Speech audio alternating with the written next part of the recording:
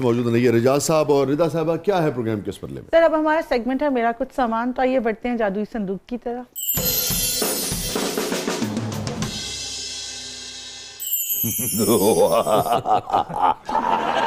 जादूगर बन गए हो। बिल्कुल। कबूतर निकालेंगे? नहीं, हाँ। इस बार इस संदूक से मैं भूल गया हूं क्या निकालना है। कुछ ना कुछ निकालूंगा। मेरा मतलब कि इस बार संदूक से मच्छर निकले और आपको डेंगू भी नहीं होगा। एक मिनट, जगह लेने दो। अब उठाओ।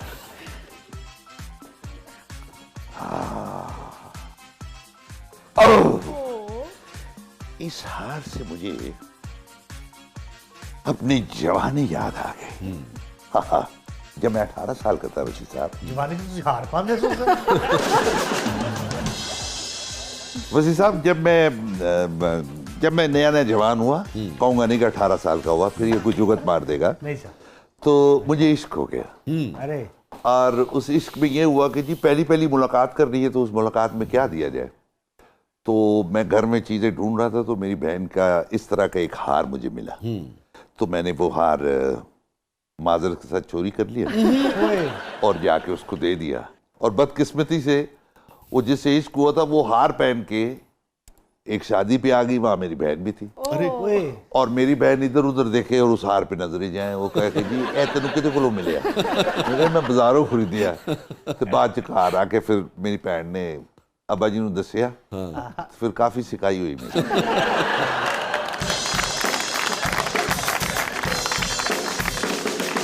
कोयटा का वाकया? ਇਹ ਕੋਇਟਾ ਦਾ ਵਾਕਿਆ।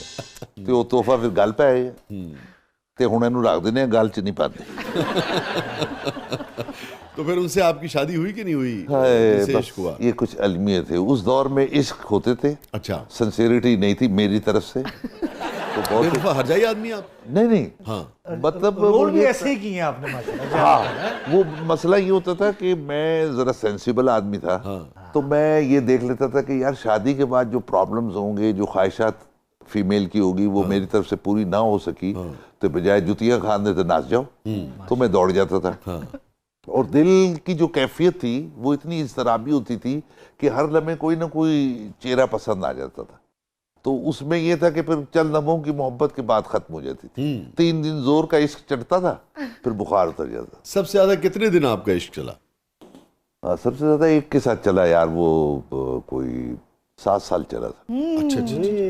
तो उस 7 साल का भी अंजाम बड़ा बुरा था कि अब्बा जी कोयटा में बीमार हो गए और मैं उसको बताए बगैर यहाँ से चला गया। और वहाँ जाके जब वेक्टर बन के मैं वापस आया, तो वो 3 बच्चों के साथ गली में खड़ी थी। और उसको देख के तो सिवाय आह भरने के मैं कुछ भी ना कर सका। आज भी मुलाकात होती है तो दूर से देख के मैं फिर वो रास्ता चेंज कर देता हूँ कि नहीं यार, इस रास्ते पे नहीं जाना।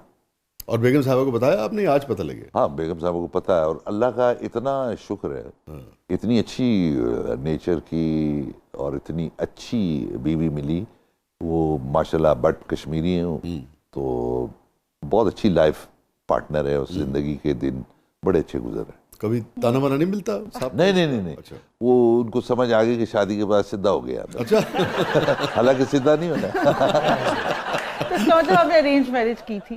हाँ बिल्कुल। ये आप आज के दौर में मेरी माँ ने पसंद किया, रिश्ता हुआ, मैंने ना उनको देखा ना उनसे बात की।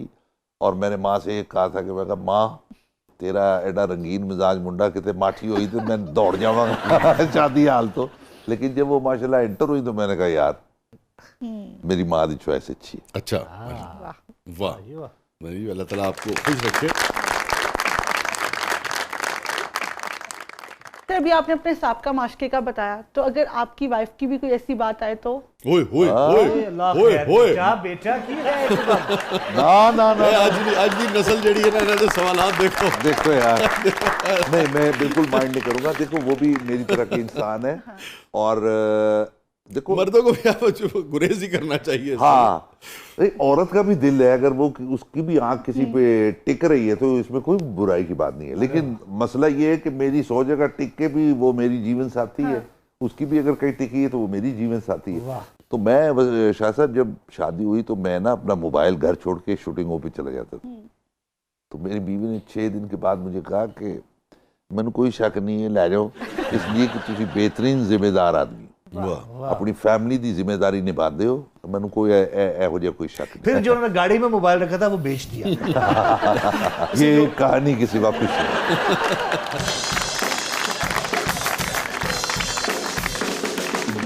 ये जो माजी तो सबका होता है, हो सकता है ना, बिल्कुल। लेकिन ये बात बच्ची ने बड़ा अहम सवाल किया इस हवाले से कि माजी साफ होना चाहिए, साफ सुथरा होना चाहिए, मगर मर्द उसका जगह जगह जिक्र करता है और अहलिया साथ भी हो तो वो उसका एक तरह से प्राइड ले रहा होता है ना, और ये सोचे से बगैर कि उसके दिल पर क्या बीतेगी। ये सवाल सब्जेक्ट तो है नहीं, बहुत बड़ा सब्जेक्ट है ना। और सर मैं प्रोग्राम, उसका भी तो एक दिल है, वो भी तो वफा चाहती है। इस प्रोग्राम्स में आके तो मैं ये इस तरह की बात कर देता हूँ, लेकिन मैं कभी भी अपने किसी अमल से, किसी वजह से मैं अपनी बीवी का दिल नहीं दुखाता। ऐसी बातें, ऐसी चीज़ें मैं बिल्कुल भी नहीं करता। तो मुझे शुरू से ये था, बाहर की चकाचौंध को मैं जब सेट से निकलूंगा तो वो चकाचौंध भूल जाता हूँ। घर आता हूँ तो क्या है, घर आके आपको एक ऐसी बीवी मिल रही होती है जो आपके शूज़ भी उतार रही है, जो आपके कपड़े भी आपको दे रही है, आपके साथ बहुत अच्छा बिहेव कर रही है। फिर सर यही सवाल अगर रिदा दोबारा करे कि आपने भी कभी बेगम की शूज उतारे, तो करेगी, मुझे मैं बता रहा हूँ करने वाली इसी किस्म के सवाल करती है। यार वो तुम्हारे सवाल तो बचकाना है। औरत की बात है तो बचकाना है। साकी भाई पार्शियलिटी क्यों है सर? नहीं, पार्शियलिटी तो कोई नहीं है। अगर उनको जूती कोई तंग कर रही है तो मैं उतार देता हूँ। एक कनेड दी पड़ी कुड़ी जड़ी है ना, ऐसे करके सोच चाहिए हर वो सवाल करे जिसका जवाब ना होवे।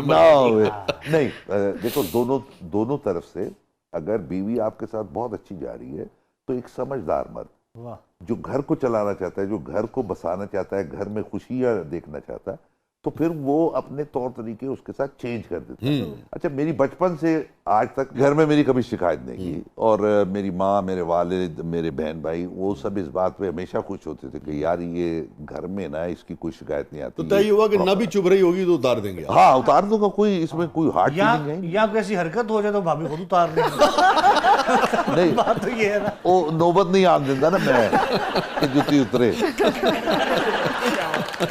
सर क्या कहना, आप तो स्वीट किस्म के हस्बैंड लग रहे हैं। हाँ, दोस्त है। मेरी माँ का एक मेरी माँ बड़ी मतलब थे तो वो गांव के, लेकिन यार बड़ी सेंसिबल बात करते, बड़े वाइज लोग होते थे और होते हैं जी। उन्होंने मुझे कहा कि मैं एक इश्क में गिरफ्तार था, तो उन्होंने मुझे सिर्फ एक चीज समझाई। उन्होंने कहा, पुत्र बीवी हो जिन्नू तेरी पै जाए, बीवी हो नहीं जिदी तेनू पै जाए। ये बात मेरे ज़हन में ऐसी आई कि मैं कहा बस बीवी जिन्नू मेरी पै जाए तो उन्होंने मेरी पई रहती है। अच्छा, तो आप मोहब्बत से देखते हैं तो वो शर्मा जाती है। हाँ, आज भी। और कभी खफगी से एक दूसरे को देखें दोनों? खफगी से देखने से ये होता है कि जब उसको गुस्सा आता है तो मैं चुप करके बाहर निकल जाता हूँ। हाँ, फौरन मैं निकल जाऊँ दूसरे कमरे में जाकर बैठ। इतना बड़ा विलन है। हाँ, नहीं यार, वो नहीं। और कभी कभी डांट भी देता हूँ, डांट भी देता हूँ, ऐसा कोई मसला नहीं। और वो आपको डांट देती है? हाँ। अच्छा, बहुत बेहतरीन क्रिटिक है जी। लेकिन अगर वो नाराज हो जाए तो मनाते कैसे? यार मनाना बस ये होता है कि हमारी दोनों की नाराजगी जो है ना वो 12 मिनट से ऊपर हो नहीं सकती। और 12 मिनट के बाद उसको होता है अच्छा मैं वो चाय बना लिया वहाँ। एग्जैक्ट 12 मिनट का क्यों आपने जिक्र किया? वो बता अक्सर ऐसे ही होता है, 12 मिनट बाद ही बस फिर बकायदा कैलकुलेट किया। हाँ, कैलकुलेशन में यही होता है कि हम लोग इससे ऊपर हम नाराज हो नहीं सकते। क्या कहना?